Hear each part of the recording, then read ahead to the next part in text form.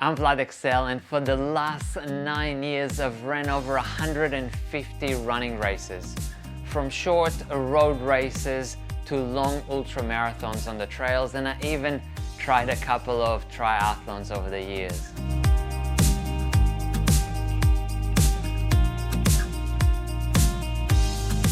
For years I was a professional trail runner, and I was lucky enough to travel and race all over the world.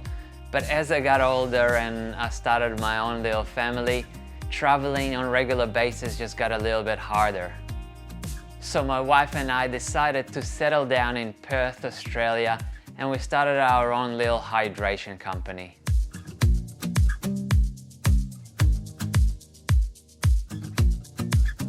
Running has always been a little bit of a lonely sport for me. And even though I enjoy the self-time, I decided to go on a journey.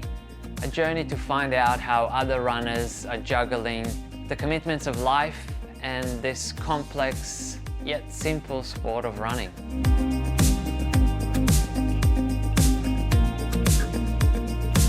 So I've decided to spend that racing weekend from the weekend warrior to the elite athletes and see how do they do it.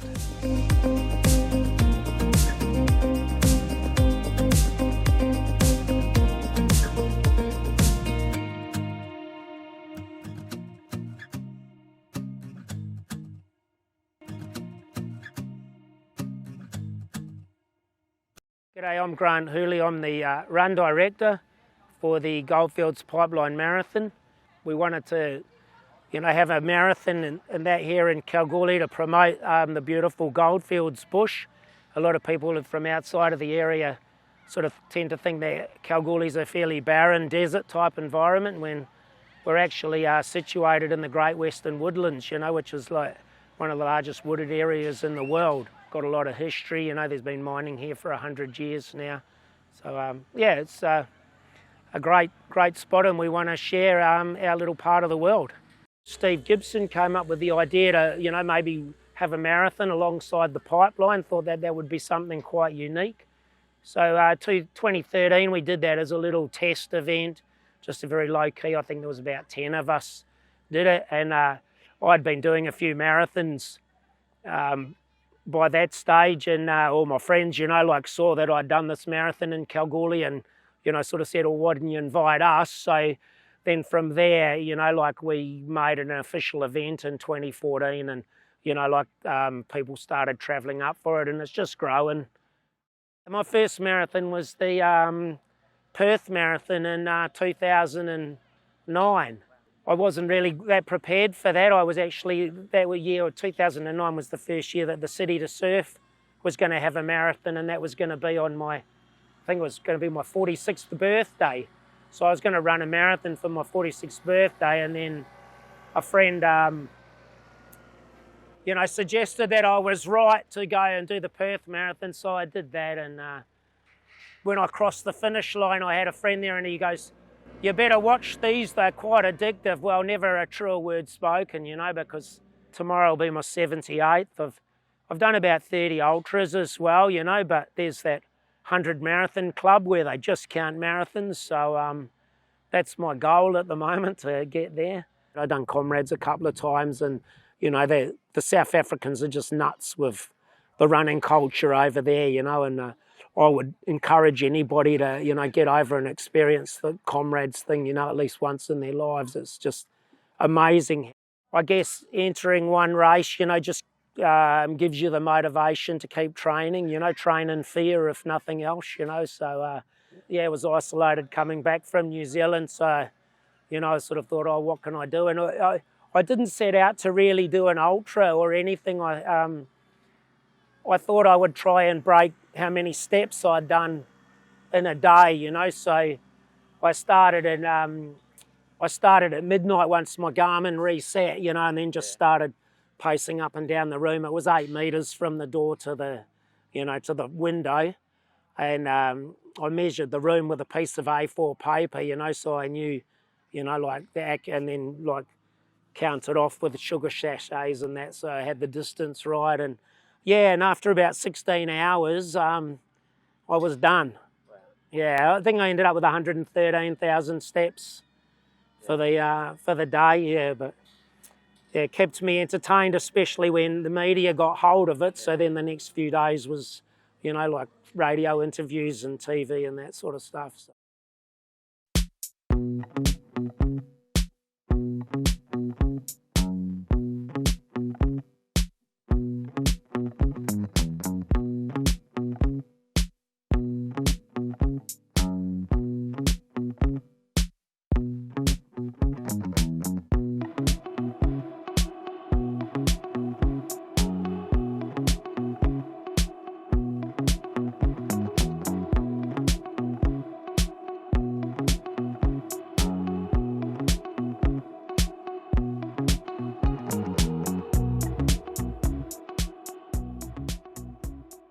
This week we're in Kalgoorlie for the Pipeline Ultramarathon. So pretty much tomorrow I'm going to be doing a 50k race all along that pipeline here. So this pipeline right here goes all the way from Perth, where I live, all the way to Kalgoorlie here, about 600k, and it was built about 120 years ago.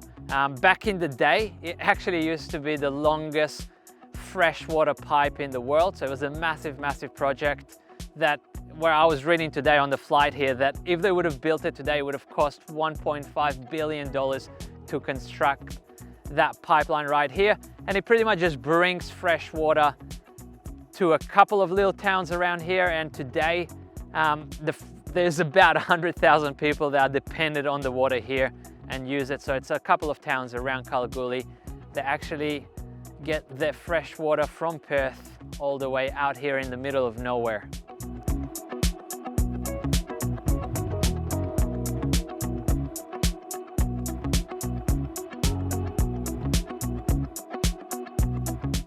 So what happened back in the day is that they found a lot of gold here, and obviously a lot of people moved here, so they needed water. They needed to bring some water to the middle of nowhere here, and they built this pipe.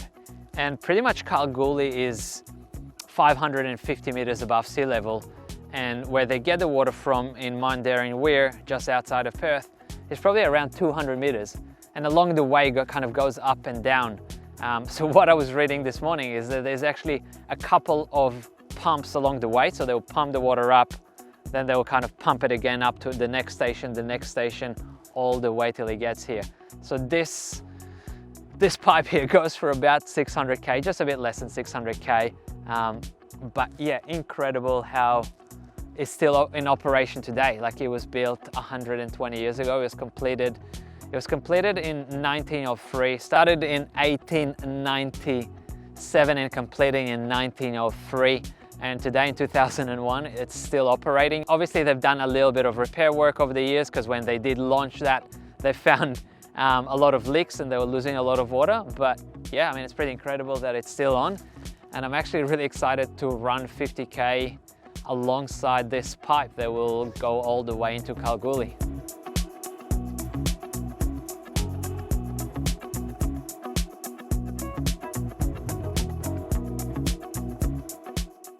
I was planning to spend the next 3 hours here doing a full video about the history of the materials that they use for this pipe and the constructions and everything about this pump, but it is getting pretty late and I gotta go and get up my bib. Also, I'm gonna meet my friend Grant, who is the race director for the Kalgoorlie Pipeline Marathon. I'm gonna talk with him a little bit. He's actually on his way to running 100 different marathons. He's running tomorrow. Tomorrow's gonna be his 78th marathon. We're gonna have a quick chat with him, get my bib number and get a bit of rest before the race tomorrow.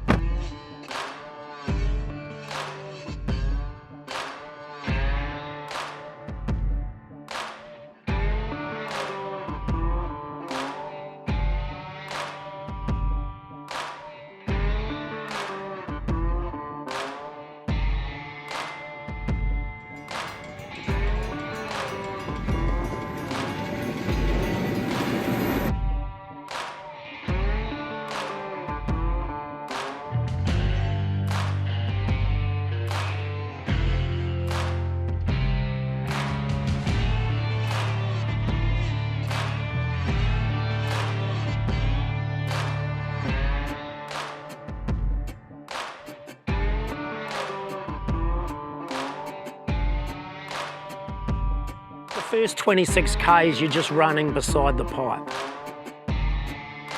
And then you veer off into the bush. So a lot of it's clayey, but you know, then a lot of it's sort of a similar surface to what you'd come across on the Heritage Trail. There's a little sandy section that you'll probably hit on your 50K loop. You'll have maybe 38, 39 Ks in the legs. No, you enjoy it, you know, and you're going to run through some nice bush.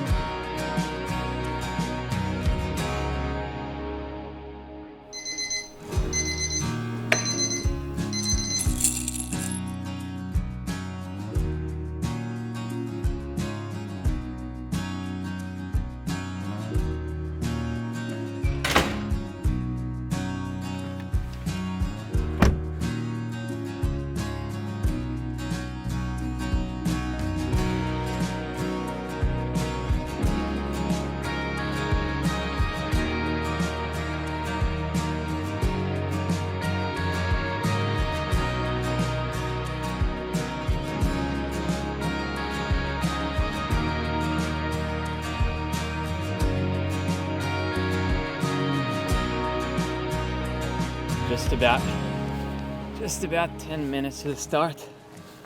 It's actually not as cold as what I was expecting it to be. I was having a look at the weather forecast and it was saying 5 degrees this morning, but once you start running it feels a lot warmer, especially when you have a jacket like this. It's beautiful out here. We got here like 40 minutes before the start of the race and nobody was here. So for a few minutes I was doubting if I'm even in the right place, but everybody's here now and ready to go in about 10 minutes.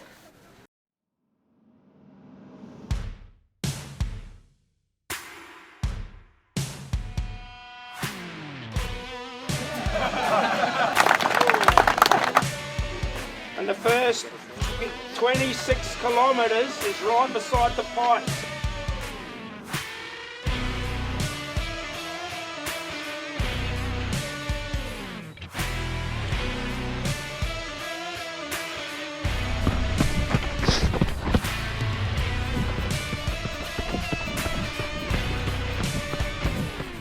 Alright, just hit 5k at 19 minutes and 30 seconds, so just sub 4-minute pace. I'm running with the marathon guys. Hopefully we can stick together till my turn off, which is at 37k.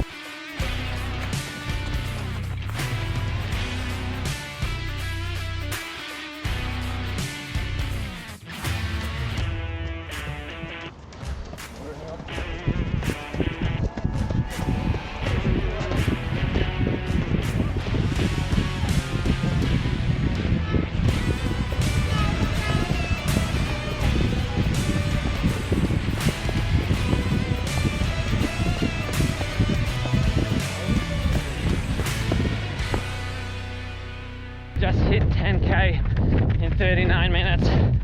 I'm still running with Joe and Francesco.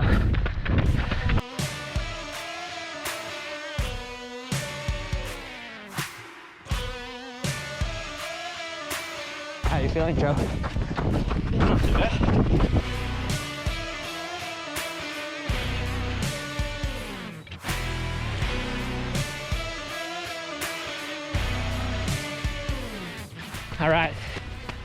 just hit the half marathon in 1:21.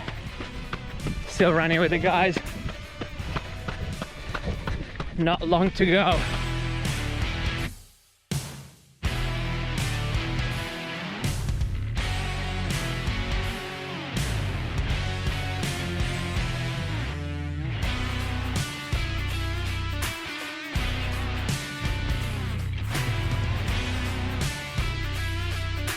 And about 26k we've been running next to that pipeline for the last hour 45, and now we got a bit more of a trail section together with the headquarters of the FBI right here.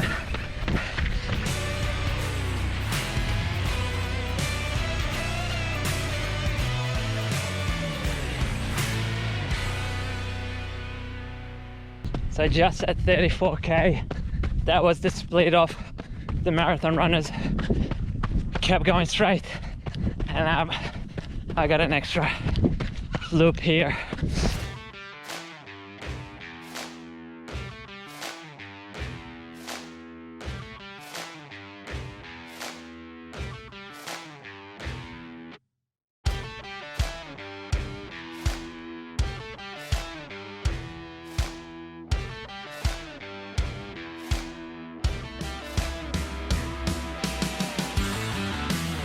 All right, just got to the marathon, had about 2:46, so just under 4-minute pace.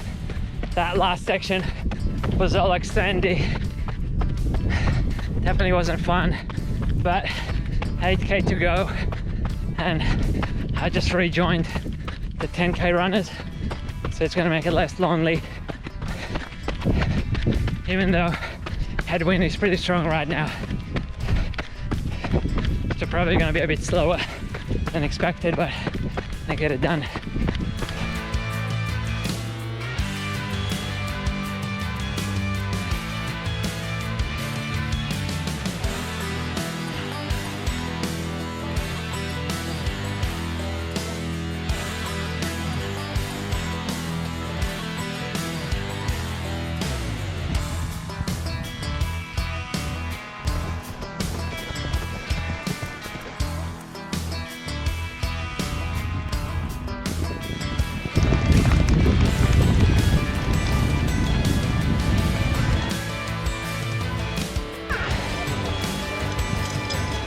First one, mate.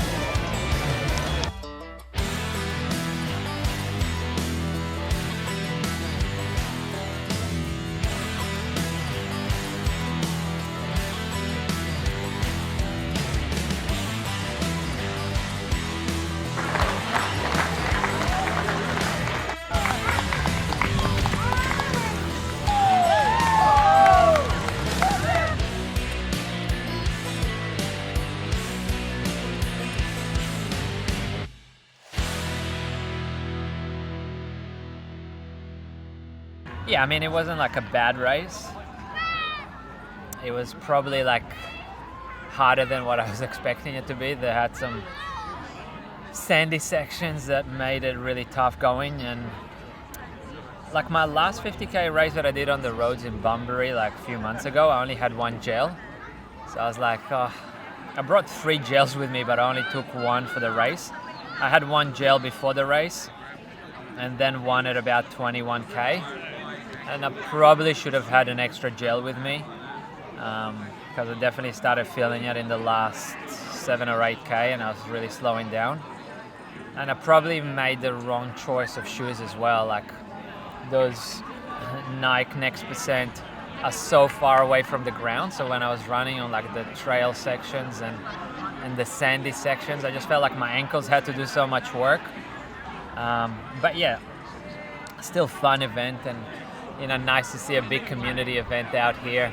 And we pretty much had perfect weather except that wind. Started blowing a little bit, a bit of headwind in the last 20k. Didn't make it easier, but yeah, just waiting for the presentations now. We got some non-alcoholic beer, like true athletes, and some avocado toast, some avocado normal bread because we had this left over and can't take it on the plane.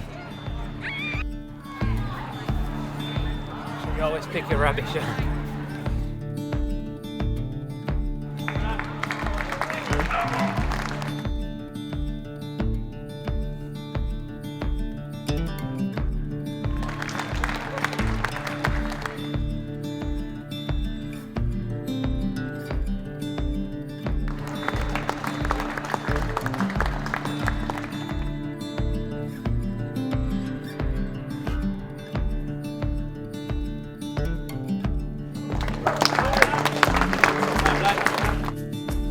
Well done, Black.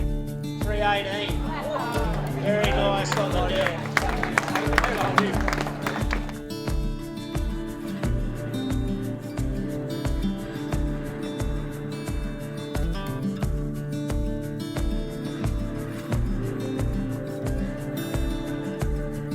I just wanted to say thank you for having us. No worries. How'd you go, guys? Oh, you got a bit ugly, but yeah, I ended up running about 4:30, you know, which was probably 15 minutes slower than I probably thought I would, but You got it done.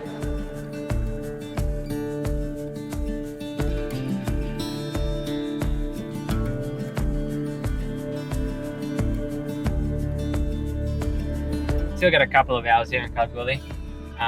So just driving right now to see a really big hole. Check this out.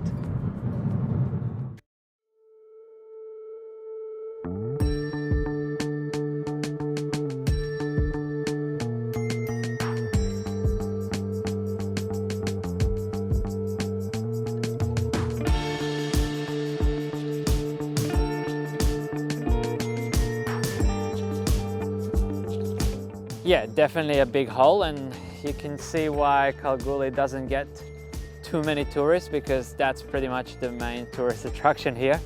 But yeah, this was, so like 120 years ago, there was a lot of little mines around here, and then Alan Bond, the really rich guy, came over, bought all the little guys, and created this massive super pit. Obviously, as you can see, it is a big hole in the ground. Till 2016, this was the biggest open mine in Australia, and Australia does a lot of mining, so it definitely means that it is pretty big. You can see they had like a little slide there, like a rock slide there, so they closed one of the roads off because of that slide, but it is operational. It operates 7 days a week. We're here on a Sunday, and we can see workers and we can hear the works that are still going on, even on a Sunday.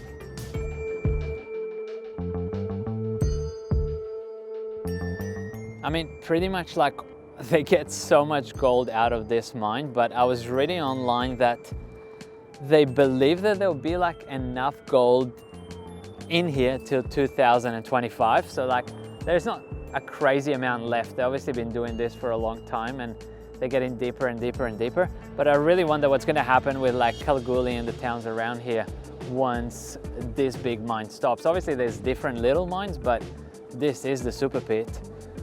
So that might affect Kalgoorlie a little bit once they run out of gold. But yeah, it is an incredible sight. I don't know if the camera does justice to it, but it's one big hole.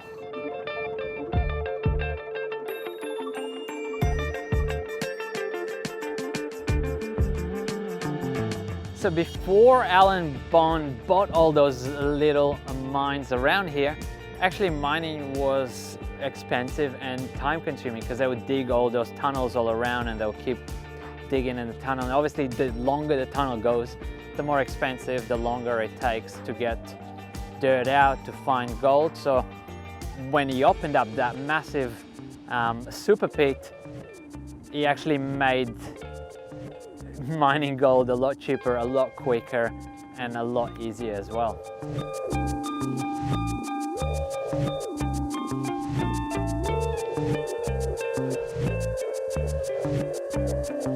Imagine having that thing as a trailer on the back of your car. It'll make moving houses pretty quick.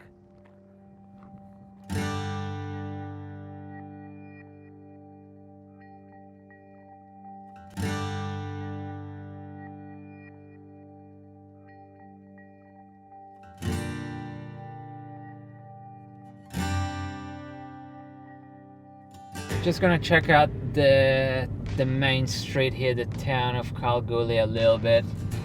Obviously a lot of history around here. This town has been going strong for the last 120, 130 years. And we're gonna see if we can find a nice old pub, because there's not much to do here except look for gold and drink.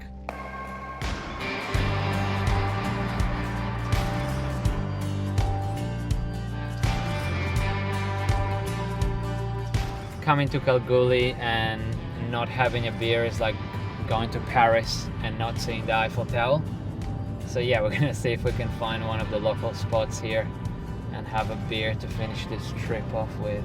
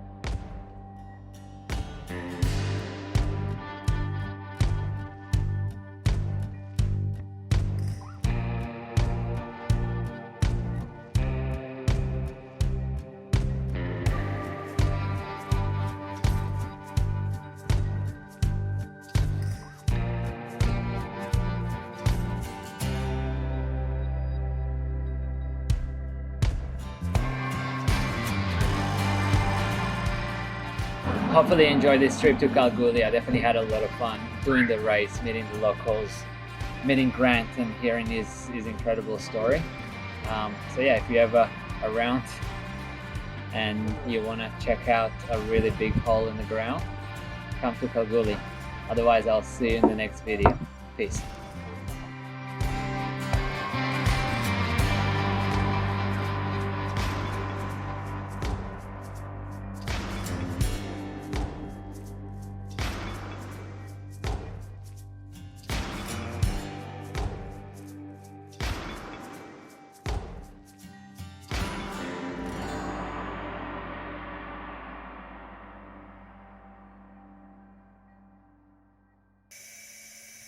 Just making sure that that water from the pipe is drinkable.